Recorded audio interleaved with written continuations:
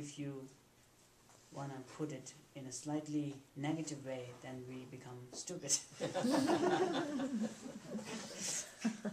So that's why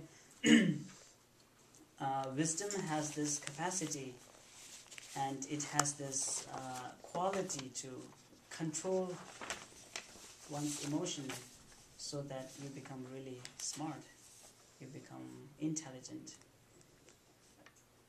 You necessarily don't become, your IQ level doesn't jump up, but then you become what psychologists call emotional intelligent person. Yeah. Which is very important, and according to, I think, psychologists, they believe 70% of our success depends on how intelligent we are emotionally, not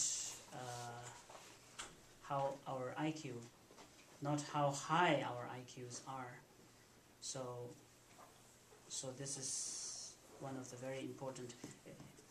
People used to think, the higher IQ we have, the better we do in life, but that doesn't guarantee at all. Some of the people who have a very high IQ, they are homeless, unfortunately. There are a lot of homeless, I heard, who are very smart, intelligent, and they kind of renounce the world just because they are too smart.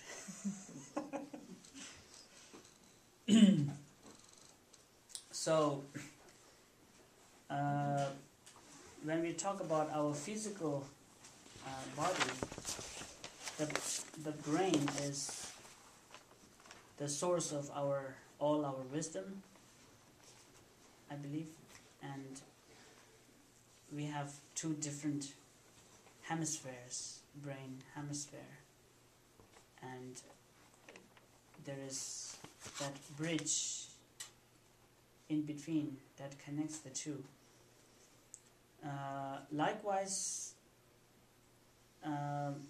our psychology, our psyche have two different sides, emotional and intellectual side, and the combination of the two becomes the whole.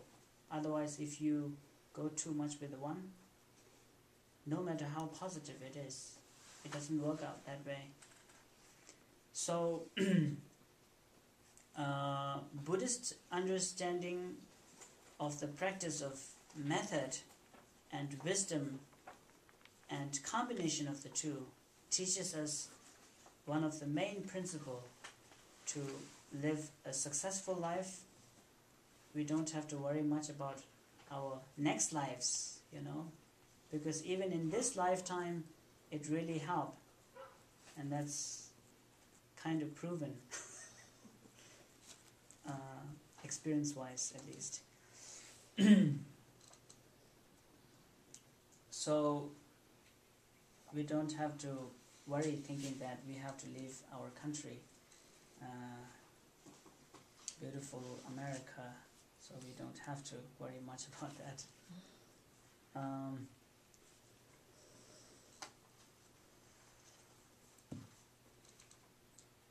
Withdrawing completely from things that excite us, our mental disturbances slowly decline, and ridding our mind of directionless wandering, attention on virtue will surely increase.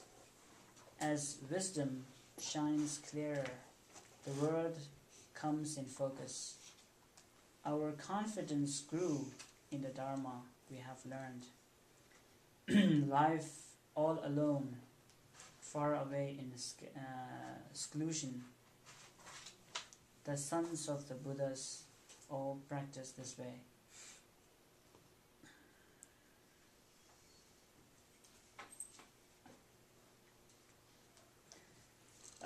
For the beginner, this is true, but once your understanding your understanding of the Dharma, which is not only logically understood, but also understood with our own experience by actually involving in it and putting it into practice. We kind of, grow confident more and more about the Dharma. Like when we are young and when we have a lot of energy to share with, physical energy, we involve in different kind of activities, physical activities, but as we age, we become more and more philosophical minded, so to speak, and then we come to really realize that there is something that satisfies us beyond the physical degree of pleasure, physical degree of thrill, which is very stable, which is very important, and we kind of rely more on it rather than the physical pleasure, satisfaction.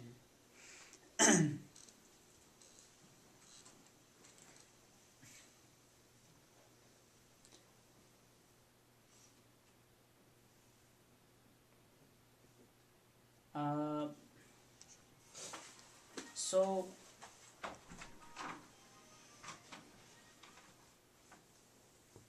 it is good that when we participate in some kind of physical activity that gives us a lot of pleasure, physical pleasure, it's also good, but then as a result of it, we have a huge lot of suffering, mental suffering, that we have to also sacrifice as a result of engaging in these activities. At the end, we are really quite not sure whether all the suffering that we go, all the mental suffering that we go through is really worthwhile, to achieve the degree of physical pleasure, which doesn't last that long. So we kind of try to avoid all the external phenomena that maybe excites us in many ways, but also gives us long and huge suffering, loads of suffering. So gradually, as we age, we understand that this is not something that we really want, so we are trying to, in a way, get rid of it as much as possible, so that our mental disturbance or mental imbalances slowly declined, and then our wisdom becomes much clearer. We are no longer that confused, unrelaxed minded person we used to be anymore.